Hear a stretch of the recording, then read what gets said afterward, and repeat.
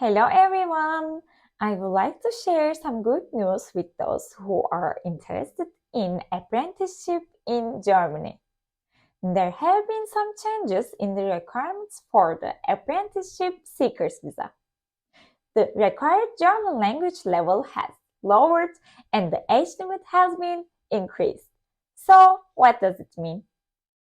Previously, the age limit was 25 for everyone who interested in applying for the apprenticeship seekers visa, but the current age limit is 35.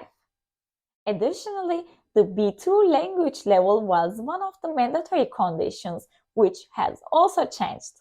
Now you can apply for the apprenticeship seekers visa with a B1 level German certificate.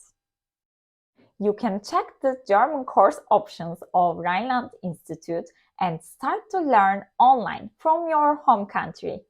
Rhineland Institute provides their online courses with full technological devices.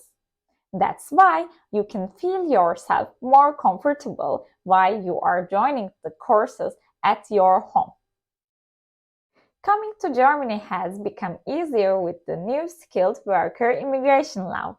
If you would like to get more information, please contact us and don't miss out on the opportunities in Germany.